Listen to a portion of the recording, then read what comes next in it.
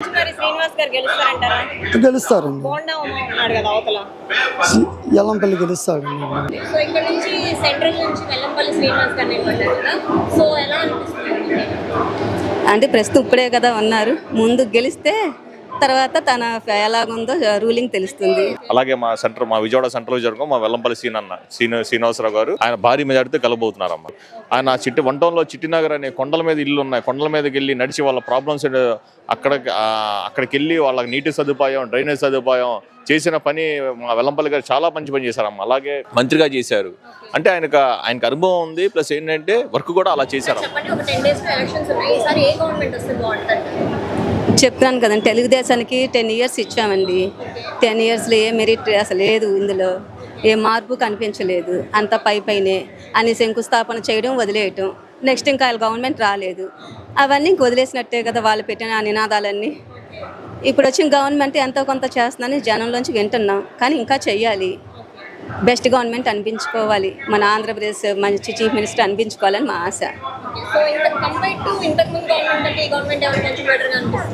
అవునండి, ఇంత ముందు మీద బెటర్ అనిపించింది, ఎందుకంటే పేదలకు కొంచెం సహాయం చేశారు. కానీ అలాగే మెరిట్ స్టూడెంట్స్కి కూడా జాబ్స్ ఇవ్వటం కానీ, ఇంకా ప్రజల్లో అడిగి వాళ్ళు ప్రజల్లోంచి వెళ్ళిన వాళ్ళు కాబట్టి మా సమస్యలు ఏంటి వాళ్ళకి తెలుసు, కాబట్టి ఆ సమస్యలు ఏంటి తెలుసుకొని వాళ్ళు పరిష్కరిస్తే అప్పుడు మంచి గవర్నమెంట్ అని ప్రతి ఒక్క నోట అంటారండి. సో ఇక్కడ నుంచి సెంట్రల్ నుంచి వెల్లంపల్లి శ్రీనివాస్ గారు నిలబడ్డారు కదా. సో ఎలా అనిపిస్తుంది? అంటే ప్రస్తుతం ఇప్పుడే కదా ఉన్నారు, ముందు గెలిస్తే తర్వాత తన ఎలాగుందో రూలింగ్ తెలుస్తుంది. అవును, మరి టీడీపీ నుంచి బోండా ఉమ గారు స్ట్రాంగ్ క్యాండిడేట్ అంటున్నారు సార్, బీట్ చేయగలరంటారా? అన్నీ సమానంగా ఉంటున్నాయండి, కానీ దానికి వచ్చిన దీన్ని బట్టి రేపు పొద్దున వచ్చే ఓట్లు బట్టి కొంచెం స్వల్పంలో కూడా తేడా రావచ్చు అది. కానీ ఇందులో ఏమీ జరగకుండా నీట్గా ఓట్ సిస్టమ్ బాగా జరిగితే కరెక్ట్ మనిషి గెలుస్తారు.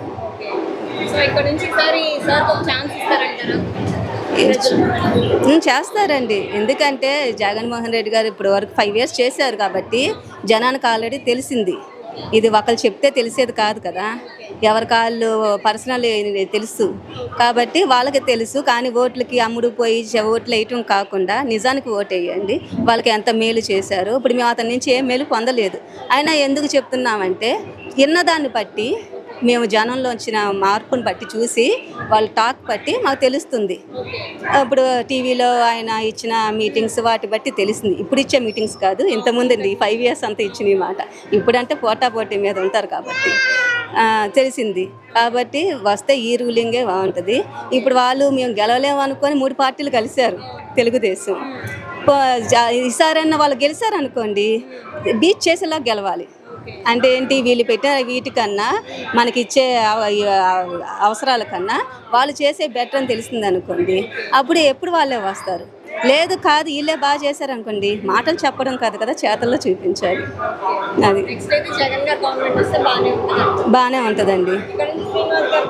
ఇప్పుడు వాళ్ళే కొంచెం మేము వీక్గా ఉన్నామని 3 governments వాళ్ళు కలిసారు, 3 parties కదా, వాళ్ళకి నమ్మకం లేకపోయింది. ఇక్కడ ఒక్కలే నుంచున్నారు, అంటే జనాన్ని ఇచ్చిన భరోసాను పట్టే కదా, జనంలో ఉన్న ఫీలింగ్ పట్టే వాళ్ళు చూసుకున్నారు, వీళ్ళ టాక్ ఇలాగుంది అనుకొని వాళ్ళు 3 parties కలిశారు. కాబట్టి ఇకనైనా ఎవరు గెలిచినా నీట్గా చేసుకొని వెళ్తేనే జనం రాజకీయాన్ని నమ్మిద్ది, వచ్చిన చీఫ్ మినిస్టర్ అని నమ్ముతారు. ఏదో వాళ్ళ జేబులు నింపుకొని వెళ్ళే చీఫ్ మినిస్టర్ అనుకున్నాం, జనంలో ఇంకా రాజకీయం అంటేనే వాల్యూ పడిపోతుంది. అది. నమస్తే సార్. నమస్తే అమ్మా. సో ఎలక్షన్స్ వస్తున్నాయి ఒక 10 daysలో, సో ఈసారి ఏ గవర్నమెంట్ వస్తే బాగుంటుంది అంటారు? అమ్మా మేము ఎక్కడికి వెళ్ళినా సరే జగన్ గారి పేరు చెప్తున్నారమ్మా. ఎందుకంటే జగన్ గారు చేసిన పనులు కానీ, పెన్షన్ కానీ, అమ్మఒడి కానీ, చేయూత కానీ, రైతు భరోసా కానీ, జలయజ్ఞం కానీ, ఎక్కడికి వెళ్ళినా సరే ఒకటే గొంతు, ఒకటే జగనన్న జగనన్న జగన్ గారికే అందరూ హారతలు పడుతున్నారు. అలాగే మా విజయవాడ సెంట్రల్ జరుగుతుంది మా వెల్లంపల్లి శ్రీనివాసరావు గారు ఆయన భారీ మెజార్టీతో కలబోతున్నారమ్మా. సార్ అంటే చేసిన పనులమ్మా, వెస్ట్లో చాలా మంచి పనులు చేశారు. సార్ గారికి ఓన్ ట్రస్ట్ ఉంది, సొంత డబ్బులతో పనిచేశారు. ఆయన వంటంలో చిట్టినగర్ అనే కొండల మీద ఇల్లు ఉన్నాయి, కొండల మీదకి వెళ్ళి నడిచి వాళ్ళ ప్రాబ్లమ్స్ అక్కడికి వెళ్ళి వాళ్ళకి నీటి సదుపాయం, డ్రైనేజ్ సదుపాయం చేసిన పని మా వెల్లంపల్లి గారు చాలా మంచి పని చేశారమ్మా. అలాగే మంత్రిగా చేశారు. అంటే ఆయనకు అనుభవం ఉంది, ప్లస్ ఏంటంటే వర్క్ కూడా అలా చేశారమ్మా. ఇప్పుడు ఎక్కడికి వెళ్ళినా సరే ఓన్ నిధులతో తెచ్చారు, ఓన్ నిధులతో మసీదులు కానీ చర్చిలు కానీ అన్నీ, అంటే ఫలానా ఈ మతం ఆ కులం ఈ వర్గం అని కాదు, అందరికీ న్యాయం చేశారు వెల్లంపల్లి శ్రీనివాసరావు గారు. అలాగే ఇప్పుడు కూడా అలాగే చేస్తున్నారు, ఇప్పుడు కూడా అలాగే అందరూ హారతపడుతున్నారు సార్ గారికి. మరి ఇప్పుడు బోండా ఉమా అవతల టీడీపీ నుంచి స్ట్రాంగ్ క్యాండిడేట్ అంటున్నారు, మరి సార్ ని గెలవనీయని చెప్పేసి ఆయన అంటున్నారు. అమ్మా ఇప్పుడు వాళ్ళకి ఏంటమ్మా, ఇప్పుడు వాళ్ళు ఎన్ని పలపలన్నా చెప్తారు, ఏదైనా చెప్తారు. వాళ్ళకి ఏంటంటే వాళ్ళు చెప్పడమే. ఇంకా ఇప్పుడు వాళ్ళు ఏం చేశారు, సరిగ్గా ఒక మేనిఫెస్టో చేయలేకపోతున్నారు. ఒక మేనిఫెస్టోలో బీజేపీ ఫోటో లేదు, మోడీ గారి ఫోటో లేదు. వీళ్ళు పవన్ కళ్యాణ్ గారు, మన దత్తపుత్రుడు పవన్ కళ్యాణ్, చంద్రబాబు నాయుడు మేనిఫెస్టో చేశారు. అది ఎవరికి నమ్మ సూపర్ 6 అంట, సూపర్ 6 అంట. అసలు పోయినసారి మేనిఫెస్టో ఉంది, తన సొంత వెబ్సైట్లో తీశారు. మరి అలాంటప్పుడు మేనిఫెస్టో పెట్టడం ఎందుకు, తీయడం ఎందుకు? అంటే ఎలక్షన్ ముందు ఎన్ని హామీలను ఇస్తారు, కానీ ఏది నెరవేరదు. ప్రజలు వాళ్ళని నమ్మే పరిస్థితులు లేరు, అదమ్మా. జగన్ గారి మేనిఫెస్టోకి వాళ్ళ మేనిఫెస్టోకి చాలా డిఫరెన్స్ ఉంది. వాళ్ళు చాలా పథకాలు పెంచారు. మరి ప్రజలు అంటే ఏమైనా డైవర్ట్ అవుతారంటారా? అంటే ప్రజలు తెలుసమ్మా, అంటే అవి సక్సెస్ఫుల్ అవ్వవని తెలుసు. ఎందుకంటే మన ఆదాయంలో ఎంత తీయగలమో అన్ని ప్రజలు కూడా ఇప్పుడు తెలివంతులు అయ్యారు. చాలా మంది చదువుకున్న వాళ్ళు ఉన్నారు. అది అసాధ్యమైన పనులని చెప్తున్నారు ఆయన. అది తెలుసు, అవన్నీ అవ్వవు. మన జగన్ గారు ఏంటి, అయ్యే పనులే చెప్పారు, అలాగే అయ్యే పనులే చేశారు కూడా. అది చేశారు. వాళ్ళు చేయలేని అన్ని చెప్తున్నారు, కానీ చేయలేరు. ఎందుకంటే వాళ్ళు చేయరు కదా, అది చెప్తున్నారు. అంటే ఈ ఎలక్షన్ టైంలో చెప్తారు, ఆశ పెడతారు, కానీ జనాలు తెలుసు. లాస్ట్ టైం కూడా అదే చేశారు. రుణమాఫీ అన్నారు, రైతు రుణమాఫీ అన్నారు, చేయలేదు. చంద్రబాబు నాయుడు చేశారా? చేయలేదుగా. మరి ఎన్ని ఫెయిల్ అయినాయి? అన్ని ఫెయిల్యూర్ అయ్యాయి, ఏది సక్సెస్ఫుల్ అవ్వలేదు.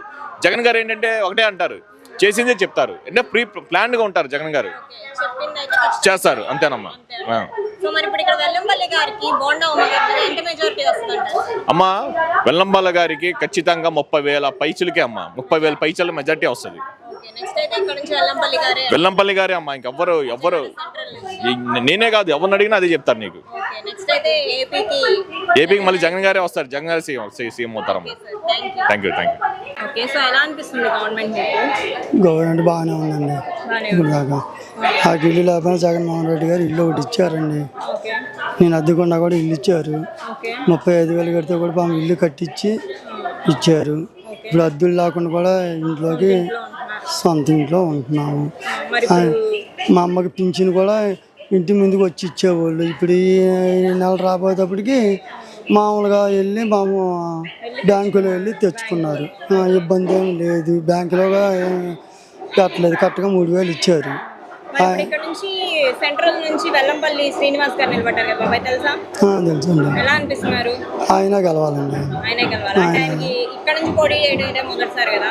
అవును, ఆయనగా వేస్తామండి. వస్తున్నారా ప్రజల్లోకి సార్ ఇప్పుడే వచ్చారండి. మనకి గెలిస్తే ఇంకా వస్తే ఇంకా వాళ్ళ తమ్ముడు మనం టీడీపీ నుంచి స్ట్రాంగ్ క్యాండిడేట్ బోండా ఉమా ఉన్నారు కదా, ఎలా గెలుస్తారంటారు సార్?